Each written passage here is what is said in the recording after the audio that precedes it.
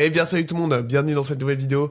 J'espère que vous allez bien, j'espère que vous êtes en train de survivre pendant ce bear market. Il commence à être sacrément long, mais on a vu de belles couleurs depuis la dernière vidéo. En tout cas, n'hésitez pas à dire dans les commentaires depuis quand vous êtes sur ce marché crypto pour voir les vrais qui sont toujours là. Parce que là, on est en train de perdre beaucoup de monde. En tout cas, je sais pas si vous avez l'impression, mais moi j'ai comme l'impression en termes de sentiment de marché qu'on est vraiment sur un point bas. Il se passe plus rien, il y a des hacks, c'est pas la rose.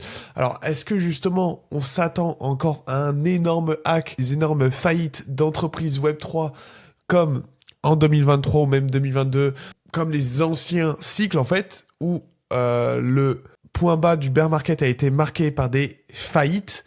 Est-ce qu'on s'attend à la même chose? On verra bien. En tout cas, moi, c'est pas ce que je privilégie. J'attends pas une faillite pour dire, bon, bah là, ça y est, c'est le point bas.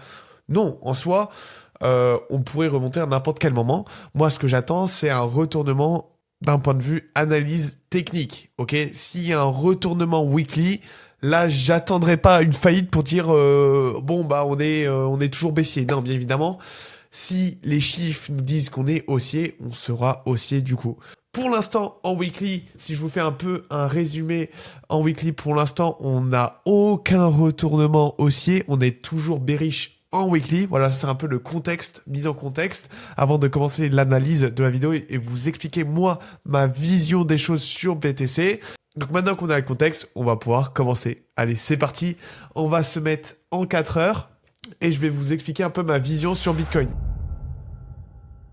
Donc, déjà, cette hausse, par quoi elle a été marquée? Cette hausse a été marquée par une puissante impulsion en 5 vagues, plus forte que lorsqu'on était à 80 000. Hein. À 80 000, on avait eu une 5 vagues, mais beaucoup moins puissante.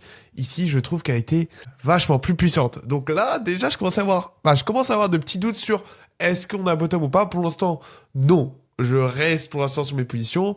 On va continuer de descendre en daily weekly, comme je l'ai expliqué juste avant, parce qu'on n'a toujours pas de confirmation de retournement en weekly, mais quand même le but, c'est d'essayer de trouver le plus rapidement possible un bottom. Pour l'instant, il n'y a rien qui indique un bottom pour l'instant. Et là, on va voir qu'est-ce que je m'attends pour la suite sur Bitcoin.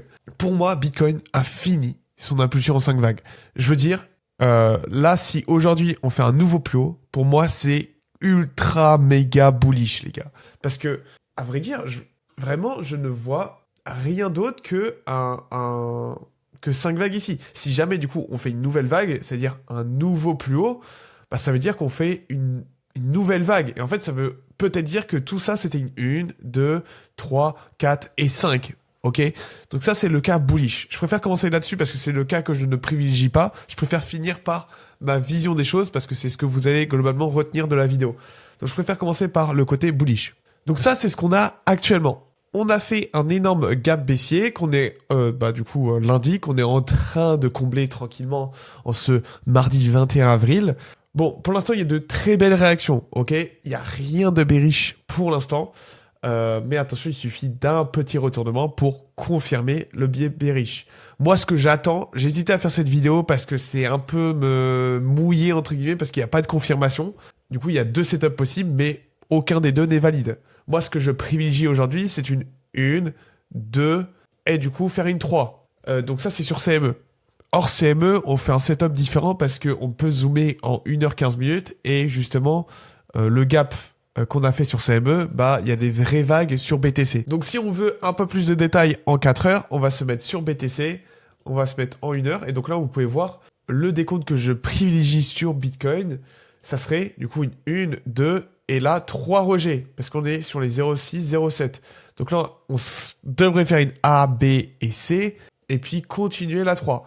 Problème, comme vous pouvez le voir, en fait, ce qui se passe sur Bitcoin, c'est que on a fait une ABC, mais là, on est en train de refaire un niveau. Comme si on était en train de refaire 5 vagues haussières. Et ça, c'est très problématique, parce qu'on ne doit pas avoir 5 vagues haussières. Si on voit 5 vagues haussières, qui dit que là, on va faire un deuxième niveau baissier, comme ça, et puis après remonter. Et du coup, là, ça ferait une, et là, 2, et du coup, là, on serait en train de faire la 3 actuellement.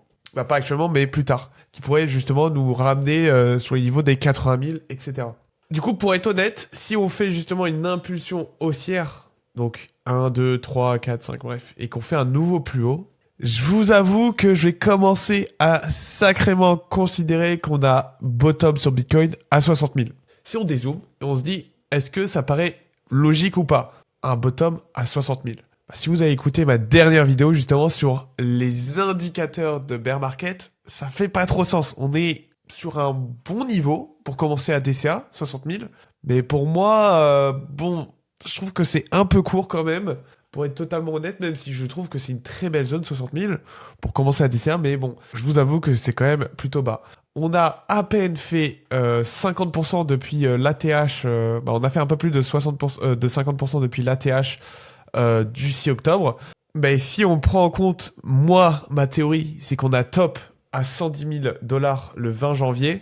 Et tout ça, en fait, c'est une manipulation. Ok, c'est pas une manipulation, mais c'est juste une correction, en fait, en flat extend. Du coup, si on prend à partir des 110 000, on n'a même pas fait 50%.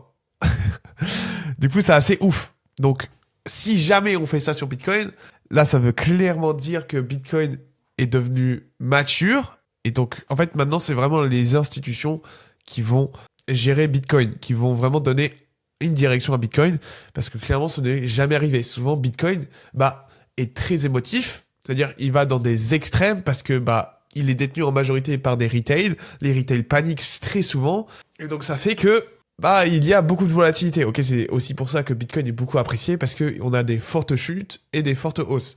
Mais avec l'adoption massive des institutionnels, eux, ils veulent tout sauf voir justement des grosses vagues de volatilité. Ils veulent se protéger au maximum du risque et de la volatilité. Et donc la volatilité amène du risque, donc ils veulent se protéger de cette volatilité. Donc le but, c'est de maintenir le plus possible Bitcoin et que ça fasse un joli escalier qui descend. Et que globalement, ça soit une vague qui monte et qui descend de façon linéaire et qui augmente dans le temps. Un peu comme le S&P 500. Par exemple, ok, on a des fois des grosses chutes, mais qui sont instantanément respirées. Et ça, c'est équivalent au bear market de côté institution. De toute manière, vous me verrez jamais dire que on est 100% bull si on n'a pas fait un retournement weekly. Donc là, aujourd'hui, si on doit faire un retournement weekly, il faut au moins dépasser les 94 000 $. Si on n'a pas dépassé les 94 000 $, vous me verrez jamais dire qu'on est 100% bull. Sauf si on fait un nouveau plus bas, et du coup là, ça sera l'ancien sommet. Donc aujourd'hui, l'ancien sommet est à 78 000 $. Donc voilà, un peu ce que ça donne sur Bitcoin. Donc, si maintenant je me mets en daily pour un peu observer ce qu'on pourrait faire. En fait, ce qu'on pourrait faire sur Bitcoin en daily, c'est une grande... Si on est extrêmement bearish, ce qu'on pourrait faire sur Bitcoin en daily, ça serait une grande 1, 2 et 3. Et donc là, ça sera direction minimum les 42 500 $ et à privilégier les 34 000 $. Et là, en effet, là, on est plus dans les chiffres habituels de bear market, ok ? Alors, j'ai vu pas mal de critiques sur les réseaux, comme quoi, justement, dire que Bitcoin est fini à 60 000, ça n'a pas de sens. Je suis plutôt d'accord. Si on doit observer ce qui s'est passé précédemment sur Bitcoin, on est toujours allé chercher des grosses corrections, c'est-à-dire au minimum, je crois, les 75%, 80% de corrections, je sais plus exactement, mais on est toujours allé dans ces zones-là. Donc, voir un BTC qui s'arrête maintenant, en effet, ça serait très très surprenant, parce qu'on aura à peine retracé les 50% si on prend le top du 21 janvier. Mais est-ce que ça pose vraiment un vrai problème ? Non, en soi, non. C'est juste ça pose un problème par rapport à ce qu'on a vécu précédemment. Il faut savoir que les marchés évoluent, et surtout les nouveaux marchés, les marchés qui sont plutôt jeunes, donc notamment les cryptos, même si Bitcoin existe depuis un certain moment maintenant, il continue d'évoluer avec le monde, il est de plus en plus utilisé par les professionnels et notamment les institutionnels. Et ça a un vrai impact sur le long terme. Il va y avoir un avant-après qu'on est déjà en train d'observer aujourd'hui. Mais je pense que ce bear market va nous montrer que soit ça ne change absolument rien que les institutions soient venues, et du coup on va encore une fois aller vers les 70% environ. On a vu que historiquement les chutes sont de moins en moins fortes, ok, mais est-ce que du coup les institutions vont...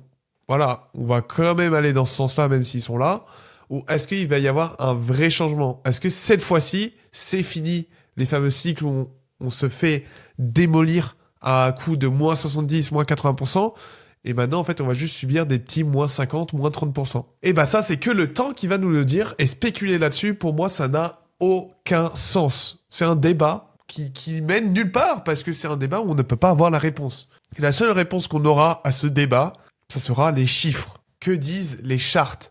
Et donc pour moi, il faut continuer d'analyser et extraire ce biais bullish négatif, je sais pas, ce biais institutionnel, on l'enlève et on regarde ce qui se passe. Pour moi, c'est ce qu'il y a de plus important, c'est comme ça que j'investis, c'est comme ça que je trade.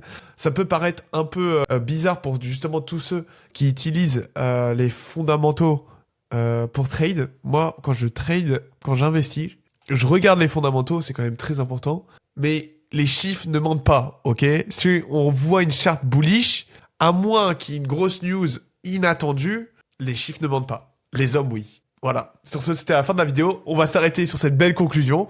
Et n'hésitez pas à lâcher un petit pouce bleu, à vous abonner. Sur ce, c'était Marty tout le monde. Ciao.